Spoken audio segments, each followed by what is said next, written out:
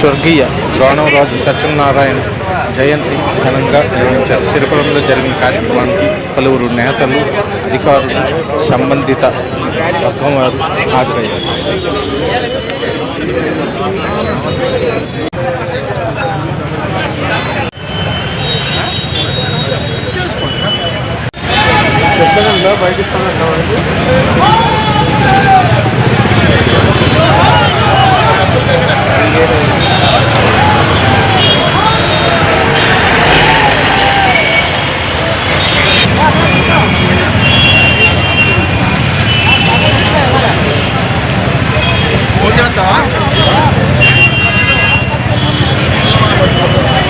Phone చేస్తారంటే అంటే అన్నయ్య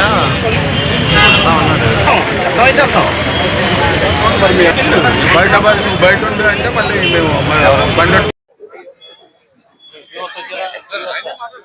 ఏ రోజున కూడా రాజకీయ నాయకుడిలాగా ఆయన వ్యవహరించాల.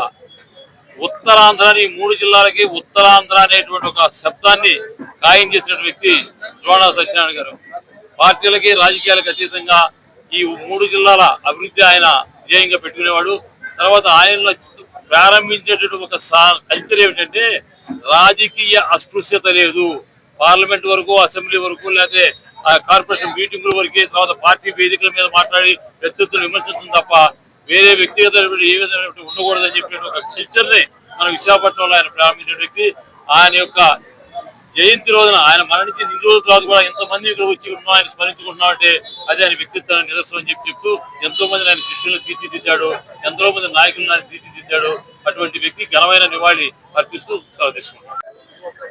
వారికి ఘనమైనటువంటి నివాళులు అర్పించుకొని వారిని స్మరించుకొని వారు ఈ ప్రాంతానికి, రాష్ట్రానికి చేసినటువంటి సేవల్ని మరొకసారి గుర్తు చేసుకొని భావితరాలకి వారి గురించి తెలియజెప్పేటువంటి కార్యక్రమం ఈరోజు ప్రజలందరూ కూడా రావడం, వారితో కలిసి పనిచేసేటువంటి పెద్దలు, పనిచేసినటువంటి లక్ష్మీప్రసాద్ గారు వారి సహచరులుగా రాజ్యసభలో కలిసి పనిచేసినటువంటి అవకాశం వారికి దక్కింది.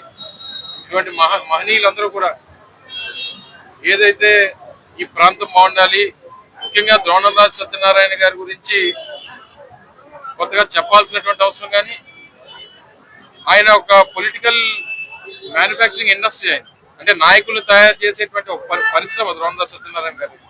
ఈరోజు ఇక్కడ ఉన్నటువంటి చాలా మంది మా తాతగారితో సహచర నాయకుడిగా, తర్వాత నా తండ్రిని ఒక నాయకుడిగా తీర్చిదిద్దిన దాంట్లో ఒక గురువుగా, తర్వాత ఎంతో మంది శాసనసభ్యుల్ని, ఎంతో మంది పార్లమెంట్ సభ్యుల్ని, ఎంతో మంది నాయకుల్ని, వేలాది మంది నాయకుల్ని ఉత్తరాంధ్రలో తయారు చేసినటువంటి ఒక నాయకుడు ద్రోణంరాజు సత్యనారాయణ గారు. అనేక సందర్భాల్లో చెప్పాం. తర్వాత వారి తనయుడిగా ద్రోణంరాజు శ్రీనివాస్ గారు కూడా 2 పర్యాయాలు శాసనసభ్యులుగా, వారు కూడా దక్షిణ నియోజకవర్గానికి అందించినటువంటి సేవలు. దురదృష్టం ఆయన కోవిడ్ లో ఆయన్ని కోల్పోయాం చిన్న వయసులో. తప్పకుండా రానటువంటి కాలంలో వారికి పార్టీలకు అతీతంగా, ఈ రోజు కూడా మీరు చాలా మంది చూస్తున్నారు ఇక్కడ, పార్టీలకు అతీతంగా వారిని స్మరించుకోవడానికి వచ్చినటువంటి వారు చాలా మంది ఉన్నారు. తప్పకుండా వారందరికీ హృదయపూర్వకంగా వారికి ధన్యవాదాలు తెలియజేసుకుంటూ, నేను కూడా వారి కుటుంబ సభ్యుడు.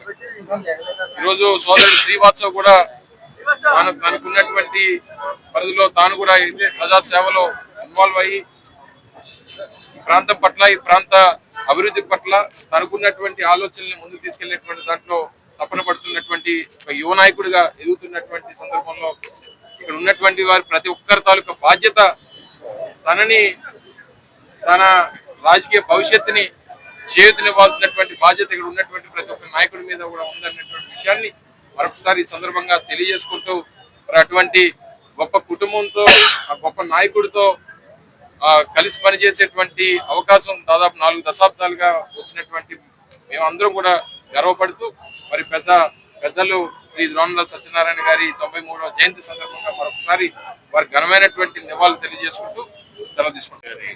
జయంతి సందర్భంగా ఆయనకి ఘనమైన నివాళులు అర్పిస్తూ, అందరికీ కూడా తెలిసిందే ఉత్తరాంధ్ర రాజకీయాల్లో, ఈ రాష్ట్ర రాజకీయాల్లో స్వర్గీయ ద్రోణంరాజు గారి పేరు చెప్తే ఒక రాజకీయ గురుతుల్యుడిగా రాజకీయాలకు వందతనాన్ని తీసుకురావడంతో పాటు ఇందాక సోదరులు అమర్నాథ్ గారు చెప్పినట్టు ఉత్తరాంధ్ర ప్రాంతం నుంచి ఎందరో యువ నాయకుల్ని రాజకీయంగా తీర్చిదిద్ది ఒక పొలిటికల్ మ్యానుఫ్యాక్చరింగ్ ఇండస్ట్రీగా ఆయన రోజు రాజకీయాలు చేయడం జరిగింది. ముఖ్యంగా ఈ ప్రాంతం పైన ఈ ప్రాంతానికి రాజకీయంగా ప్రత్యేక గుర్తింపు తీసుకొచ్చే విషయంలో ద్రోణరాజు గారు చేసిన పోరాటాలు కానీ, ముఖ్యంగా రాజ్యసభ సభ్యుడిగా ఆయన ఈ ప్రాంతం అభివృద్ధి కోసం రాజకీయ నేపథ్యం ఉండేటప్పుడు రైతుకి విలువలు ఎలా ఉండేవి అనేది మా అందరికి కూడా చెప్పినటువంటి ఉదాహరణలు కోకొల్లలు. అందులో భాగమే ఆ రోజులో మొట్టమొదటిసారిగా ఎంపీగా ఈయన పోటీ చేసినప్పుడు తెన్నేటి విశ్వనాథం గారి మీద పోటీ చేసి గెలిచినప్పుడు ఆయనకి పాద నమస్కారం చేసినప్పుడు పోటీ చేసేటప్పుడే ఆయన పాదాబంధన చేస్తుంటే తెన్నేటి విశ్వనాథం గారు చెప్పారట, గురుగారు నేను పోటీ చెయ్యను అని ద్రోణరాజు సత్యనారాయణ గారు అంటే, లేదు నువ్వు గెలవాలి, గెలుస్తావు గ్యారంటీగా, నా మీద గెలిస్తే గురువుని మించిన శిష్యుడిగా పేరు ఉంటది, లేదు నీ మీదే నేను గెలిస్తే ఏదేమైనా సరే వాళ్ళిద్దరు కూడా గురు శిష్యులైన భావితరానికి ఒక రాజకీయాల వరకే పరిమితం అవుతుంది, ఎలక్షన్ వరకు పరిమితం అవుతుంది, తర్వాత సత్సంబంధాలుగా కొనసాగుతాయి, నువ్వు ఒక మంచి సంకేతం ఇచ్చిన వాళ్ళు అవుతాం, తప్పనిసరిగా నువ్వు గెలవాలి అని ఆశీర్వచనాలు ఇచ్చారు తెన్నేటి విశ్వనాథం గారు. ఈ మాట సాక్షాత్తు గురుగారే ద్రోణరాజు సత్యనారాయణ గారే మాలాంటి వాళ్ళకి చెప్పినటువంటి ఆశయాలు కానీ సిద్ధాంతాలు కానీ మన అందరం కూడా ఇలాంటప్పుడు స్మృతించుకొని ఆ నేపథ్యం ఉన్నటువంటి శ్రీవాత్సవకి భవిష్యత్తులో అందరూ దండగా ఉండాలని సందర్భంగా తెలియజేస్తూ మరొకసారి గురుగారు ఎక్కడున్నా ఆయన ఆత్మశాంతితో పాటు ఆయన తాలూకా ఆశీర్వచనాలు పరిపూర్ణంగా శ్రీవాత్సవకి ఇక్కడికి విచ్చేసిన ముఖ్య అతిథులు వైఎల్పి యాదగిరి లక్ష్మీప్రసాద్ గారికి, అదేవిధంగా మా మాజీ మంత్రివర్యులు గురువారి అమర్నాథ్ గారికి, మా సిటీ అధ్యక్షులు కేకే రాజ్ గారికి, అలాగే మాజీ శాసనసభ్యులు కర్ణం ధర్మశ్రీ గారికి, నాగిరెడ్డి గారికి, అలాగే మా ఇన్ఛార్జీలకి, కార్పొరేటర్లకి, అలాగే ఇతర పార్టీల నుంచి కూడా అందరూ ద్రోణరాజు గారిని స్మరించుకోవడానికి వచ్చినందుకు ఇక్కడ విచ్చేసిన పెద్దలందరికీ కూడా మా మాజీ మేయర్ గారికి అందరికీ ముందుగా నా ధన్యవాదాలు. నిజంగా ఈరోజు అలాంటి మహానేతని స్మరించుకోవడం మనందరూ అదృష్టం. ఇక్కడ నేను ఇలాగా ధైర్యంగా నిలబడగలుగుతున్నానంటే ముందు మాట్లాడిన పెద్దలందరూ నాకు ఇచ్చిన ప్రోత్సాహం. ఏదైతే తాతగారితో అప్పటి గురువాడి గురునాథరావు గారు కానీ, అలాగే కర్ణం ధర్మశ్రీ గారు ఇక్కడ ఉన్నారు, అలాగే నాగిరెడ్డి గారు, వీళ్ళందరూ తాతగారితో కలిపి అడుగులేసి ఈరోజు నేను మళ్ళీ వాళ్ళందరితో, ముఖ్యంగా అమర్నాథ్ గారితో, అలాగే యువ నాయకులు మన కేకే రాజ్ గారితో, వీళ్ళిద్దరూ నన్ను ఒక తమ్ముడిలా భావిస్తూ ఎప్పుడు నా నన్ను వెన్నుతట్టి ముందుకి ప్రోత్సహిస్తున్నారు.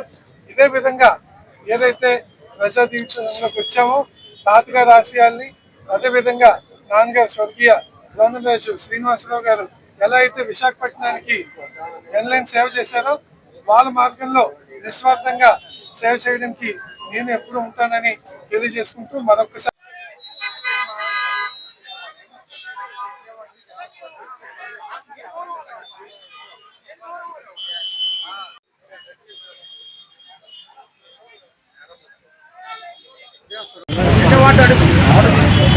ఎక్కడయ్యా